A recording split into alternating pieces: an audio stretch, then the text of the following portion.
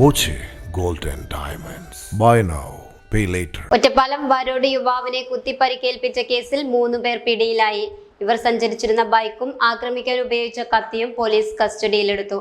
പനമണ്ണ അമ്പലവട്ടം സ്വദേശികളായ കൊന്ത്രംകുണ്ടിൽ വിജേഷ് കുമാർ, മൂർക്കത്ത് ഷിജിൽ, ചെറുപ്പളശ്ശേരി വെള്ളിനേഴി അടയ്ക്കാപ്പുത്തൂർ തയ്യൽ വീട്ടിൽ വൈശാഖ് എന്നിവരെയാണ് പോലീസ് പിടികൂടിയത്.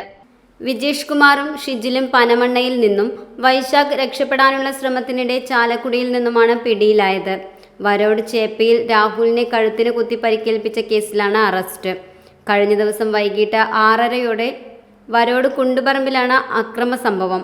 ബുള്ളറ്റിൽ സഞ്ചരിക്കുകയായിരുന്ന രാഹുലിനെ തടഞ്ഞു നിർത്തി ആക്രമിക്കുകയായിരുന്നു. കഴുത്തിൽ ഗുരുതരമായി മുറിവേറ്റ രാഹുലിനെ ആദ്യം ഒറ്റപ്പാലം താലൂക്ക് ആശുപത്രിയിലും പിന്നീട് തൃശൂർ മെഡിക്കൽ കോളേജ് ആശുപത്രിയിലും പ്രവേശിപ്പിച്ചു. 2021 രാഹുലിന്റെ സുഹൃത്ത് പ്രശാന്ത് കൊല്ലപ്പെട്ട കേസിൽ സാക്ഷികളെ കോടതിയിൽ ഹാജരാക്കാൻ ഒരുങ്ങുന്നതുമായി ബന്ധപ്പെട്ട വൈരാഗ്യമാണ് കത്തിക്കുത്തിൽ കലാശിച്ചതെന്നാണ് പോലീസിന്റെ കണ്ടെത്തൽ. അറസ്റ്റിലായവരിൽ 2 പേർ പ്രശാന്ത് കൊല്ലപ്പെട്ട കേസിലെ പ്രതികളാണെന്ന് പോലീസ് പറഞ്ഞു. 2021 വരോട് വീട്ടാമ്പാറയിലാണ് പ്രശാന്ത് ആക്രമിക്കപ്പെട്ടത്. മാസങ്ങളോളം നീണ്ട ചികിത്സയ്ക്കിടെയായിരുന്നു മരണം. പ്രശാന്ത് കൊലക്കേസുമായി ബന്ധപ്പെട്ട് ഒറ്റപ്പാലം അഡീഷണൽ ജില്ലാ സെഷൻസ് കോടതിയിൽ വിചാരണ നടക്കാനിരിക്കെയാണ് രാഹുലിന് നേരെ ആക്രമണം. കുത്തേറ്റ രാഹുൽ അപകടനില തരണം ചെയ്ത് ആശുപത്രി വിട്ടതായി പോലീസ് അറിയിച്ചു.